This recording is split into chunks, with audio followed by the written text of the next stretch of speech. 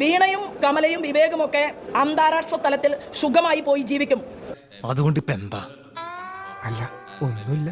100 പറ നെല്ല് ഉൽപ്പാദിപ്പിച്ച കർഷകന്റെ കയ്യിലേക്ക് ആ നെല്ലളന്ന് ഇതിനാവശ്യമായിട്ടുള്ള പണം കൊടുക്കാൻ നിങ്ങൾക്ക് സാധിക്കാത്തത് എന്തുകൊണ്ടാണ്? എന്നെ വേണേ 2 അടി അടിച്ചോ, പക്ഷെ ഞാൻ ഉള്ളത് പറയും. ഒരുപാട് നേരമായി ചൊറിയുന്നു. എവിടെയാച്ചോ?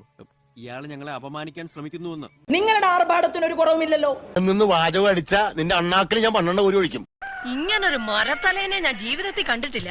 കേരളത്തിലെ മുഖ്യമന്ത്രി പിണറായി വിജയൻ എന്നാ തീരുമാനിക്കണ്ടേ? ഒരു മാതൊലിയില്ല. ഈ കാണുന്നതൊക്കെ ഇങ്ങനെ ആക്കിയെടുത്തത് ഞാനാ.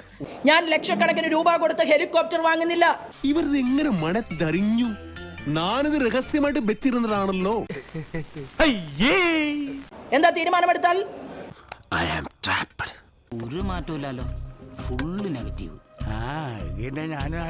കേരളത്തിലെ ജനങ്ങളുടെ പോക്കറ്റ് അടിച്ച കോടാനുകോടി രൂപയുണ്ട്.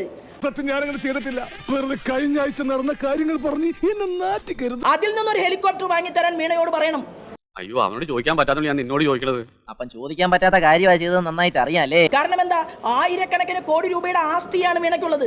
സത്യം സത്യമായി പറയുന്നവനായി ഈ രാജാക്കന്ന് വിഴുങ്ങിയിട്ടുണ്ട് പലതും പലവട്ടം. സമ്മതിച്ചേ? ആണല്ലോ. എനിക്കത് അറിഞ്ഞാ മതി.